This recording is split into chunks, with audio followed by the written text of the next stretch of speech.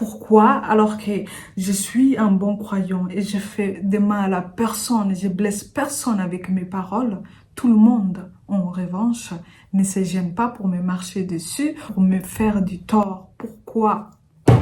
Écoutez, vous pouvez être un bon croyant, vous pouvez être quelqu'un de doux, vous pouvez être quelqu'un qui réconforte les gens comme le faisaient les prophètes, tout en mettant en place des limites à ne pas dépasser.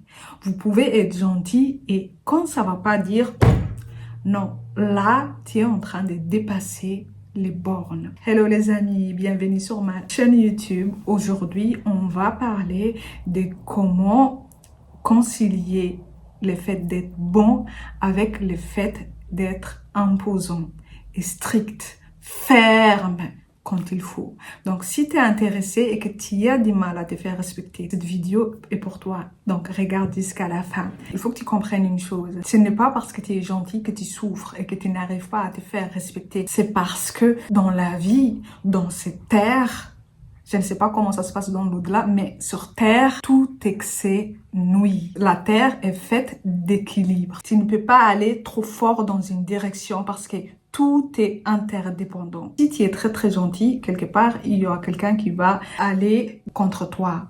Pas parce qu'ils sont méchants, mais parce que il faut qu'à un moment donné, les choses s'équilibrent. Tu dois apprendre à équilibrer les choses. En d'autres termes, tu dois apprendre à être gentil quand il faut, mais à mettre des limites aussi. C'est scientifiquement prouvé. Même quand tu essayes de donner beaucoup d'eau parce que tu trouves que ta plante, elle est sèche, elle meurt par excès d'eau. Même parfois, tu peux vouloir aimer une personne, mais tellement tu lui donnes d'amour, elle va se sentir étouffée et elle va partir. Cette règle, ne l'oublie jamais. Et je sais ce que vous allez me dire, non mais qu'est-ce qu'elle raconte? L'islam a toujours dit qu'il faut être très gentil. Les prophètes sallallahu alayhi wa sallam lui-même, il a jamais blessé personne. Écoutez, trop de gentillesse, ça te nuit plus qu'autre chose. D'ailleurs, à propos de cela, il y a même un verset dans Sourate Al-Isra qui dit « Ne porte pas ta main enchaînée à ton cou, c'est-à-dire évite l'avarice, ne le tends pas non plus totalement, sinon tu vas être blâmé et accablé. » Vous pensez que c'est quoi ça? Il faut être sage dans tout ce que vous faites. C'est ça que l'islam, il prêche. C'est-à-dire, tu dois être gentil et bienveillant envers les autres, sans pour autant t'abîmer toi-même. Parce que quand tu es très très très très gentil, ça veut dire que tu n'as pas de limites. C'est tout. Il faut que tu évites les manques de limites. Ce n'est pas bon. Quand tu dis oui à tel, parce qu'il t'a demandé quelque chose, oui à l'autre, oui, ce n'est même pas bien pour ta santé. Parce que à chaque oui que tu dis à une personne, tu es en train de dire non à autre chose. Et l'autre chose, parfois, c'est ton bien-être. Tu n'as pas besoin de résoudre les problèmes des autres. Même si tu essayes de toutes tes forces de sauver une personne, tu ne pourras pas le sauver parce que ce n'est pas toi qui décides. C'est Allah qui décide. À la place, une façon magnifique de l'aider, c'est de dire « Je suis désolée aujourd'hui, je ne peux pas t'aider, je dois me reposer » et penser à lui et dire « Oh Allah, cette personne passe une épreuve difficile, soutiens-la ». Il faut que tu comprennes que tu ne gères pas tout. Hein. Les gens qui aiment sauver, ou bien ils pensent que sans eux, la terre s'effondrera. Rien ne s'effondrera. Au contraire, tu peux mourir, la terre continuera de tourner encore. Parce que cette terre et tout ce qu'il y a dedans sont contrôlés par son créateur. Placer la confiance en Allah et dire « Oh ya Allah, tu sais mieux ce qui est bien pour cette personne, même si elle passe par cette situation difficile, soutiens-la. » Elle, tu peux juste l'écouter. Parfois, tu n'es même pas obligé de l'écouter. Tu pries pour elle. Tu prends soin de toi. Quand tu dis non à une personne, tu lui rends en réalité un service immense qui est que la personne apprend à marcher de ses propres pieds, à tenir de son propre équilibre, à ne dépendre de personne. C'est le meilleur cadeau que tu puisses offrir à une personne. Vous savez, quand les enfants, ils apprennent à marcher, au début, c'est leurs parents qui les tiennent. Mais puis, à un moment, quand ils arrivent à tenir, ils les lâchent. qu'est-ce qui se passe? L'enfant tombe, il regarde ses parents, est-ce qu'ils vont venir? S'il voit que leurs parents les regardent, en général, vous savez ce qu'ils font? Ils pleurent pour qu'ils les aident. Mais si tu fais comme si tu ne le voyais pas, il va se lever, il va essayer, il va se débrouiller à un moment donné, il va marcher. C'est comme ça. Donc, si ton problème, c'est que tu as peur de blesser l'autre parce que tu es très gentil, enlève-toi ça de la tête. Ils vont s'en sortir. Tout le monde a la capacité de s'en sortir. Et si tu culpabilises beaucoup parce que toute ta vie, tu as été là à aider tout le monde, eh bien, revois cet exercice. Il y a une autre partie qui t'échappe quand tu es très gentil et qui tient envie de sauver tout le monde, qui est que chaque personne, comme toi, a la capacité de réfléchir par elle-même. Non, non, non, même si tu penses qu'il y a des choses qu'elle ne comprend pas, c'est faux. Tout le monde est égal dans ce monde.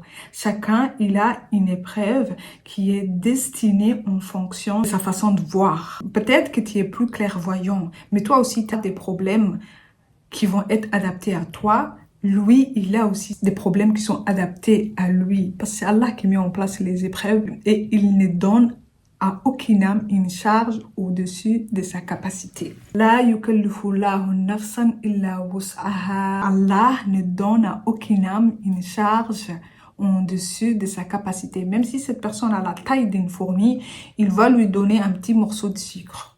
La fourmi, elle peut porter ça. Ça, il faut que ça rentre dans ta tête. Tu n'es pas obligé d'aller intervenir dans tout. Apprends à responsabiliser les autres. C'est la meilleure des choses que tu fais pour l'autre. Parce que comme ça, il ne dépendra pas de toi.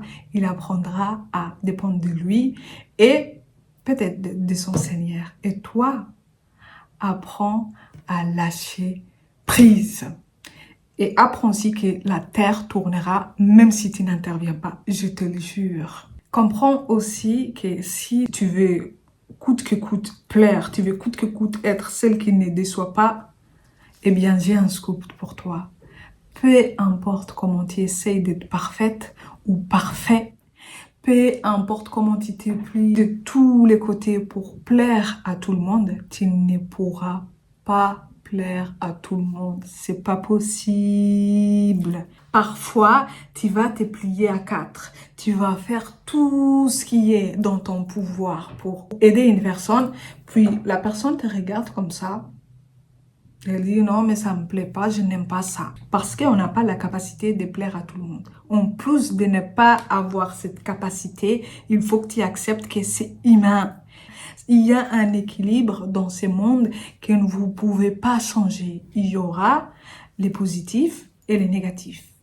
Donc, oublie ce rôle que tu te donnes de sauveur ou ce rôle qui est de plaire à tout le monde parce qu'au final, les personnes qui sont destinées à t'aimer ou à te valoriser ou à voir ce que tu fais pour eux, tu n'as pas besoin de faire beaucoup pour leur plaire. Sans que tu fasses quoi que ce soit, ils seront là, ils t'apprécieront. Par contre, il y en a, tu monteras en haut, en bas, de tous les côtés, tu vas devenir folle, ils t'apprécieront jamais. Donc, enlève-toi tous les plus, sois toi-même et rappelle-toi, la yukallifullahu nafsan illa wus'aha.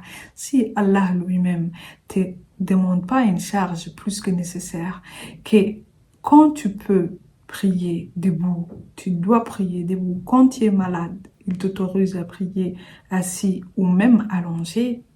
Pourquoi tu vas te surmener pour des humains? Pourquoi? Et plus important encore, est-ce que tu es sûr que les gens pour lesquels tu te surmènes autant, ils feront la même chose pour toi?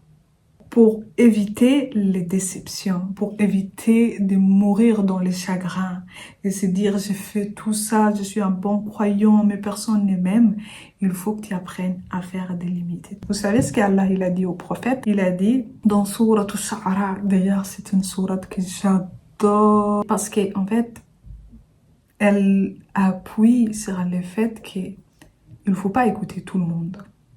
N'écoutez pas tout le monde. وَالشُّعَرَاءُ يَتَّبِعُهُمُ الْغَاوُونَ. Pour dire que les poètes, il n'y a que les gens égarés qui suivent.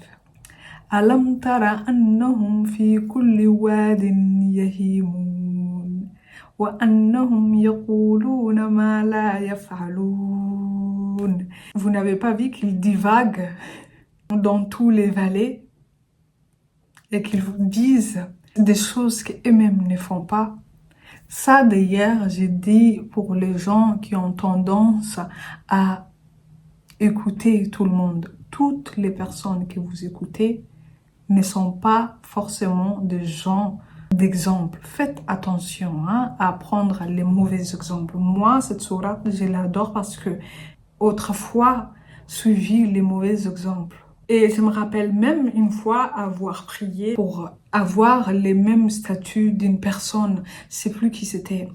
Et je me rappelle quand j'ai prié, oh Allah, je veux ça, je veux ça, je veux ça moi aussi. Il me l'a jeté comme ça.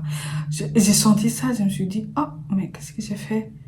Et en fait, après, j'ai compris que c'est pas forcément quelque chose que je dois prier en fait, parce que je ne sais pas, c'est qu'Allah qui sait ce que cette personne a fait. Puis ce jour d'ailleurs, j'ai évité de beaucoup glorifier des gens. Donc cette sourate, je l'aime pour ça. On finit la parenthèse. Allah, il dit au prophète sallallahu alayhi wa sallam, abaisse ton aile. Je vais mettre les liens de cette sourate, elle est magnifique. Surtout moi, j'adore la dernière partie. Tous les jours, j'écoute. Tous les jours. Souvent, j'écoute les significations aussi, vous savez. Du coup, il dit, abaisse ton aile aux croyants qui te suivent, sois bienveillant pour eux. Et s'ils te désobéissent, tu dis, moi, je désavoue ce que vous faites. Pour dire que Allah même, il savait, vous savez, il savait qu'ils ne vont pas tous l'écouter. Et vous, quand vous essayez d'être gentil, vous espérez en quelque sorte que les gens, parce que vous êtes gentil, ils vous récompensent et ils reconnaissent votre valeur.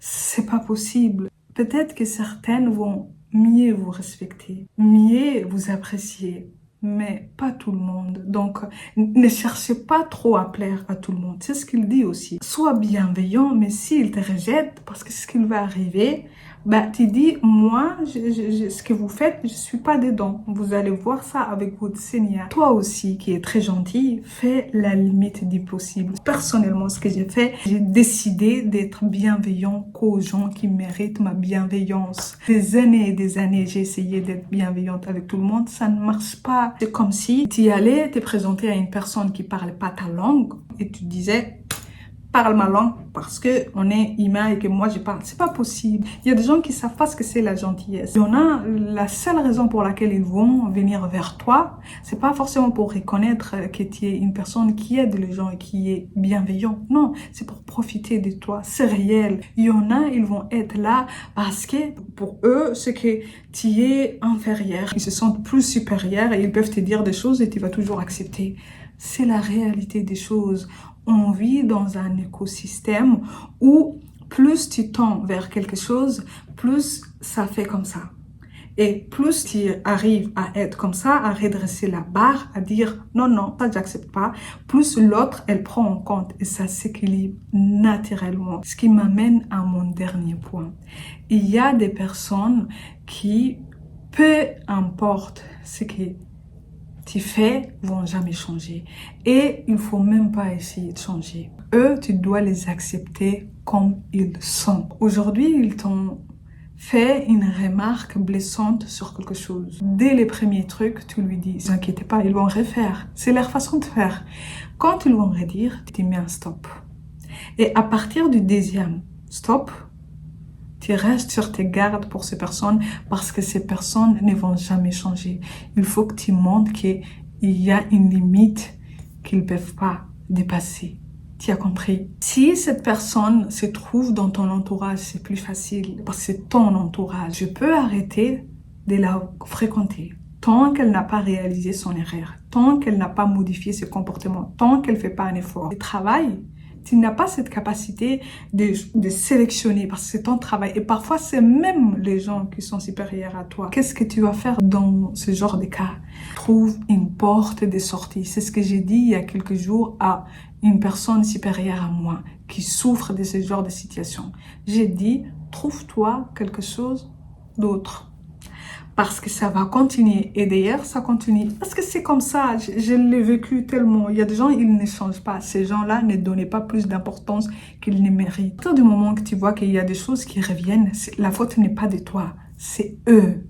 Donc, juste toi, tu trouves une porte de sortie. Tout ce qui échappe à ton contrôle, tu t'arrêtes, tu demandes l'aide à Allah, tu commences à mettre en place un nouveau plan pour aller loin. Ça, tu as la capacité. J'espère que ces conseils vont vous aider à vous sentir mieux, à équilibrer mieux votre vie. Et en attendant de se retrouver dans une nouvelle vidéo, je vous souhaite une très belle journée.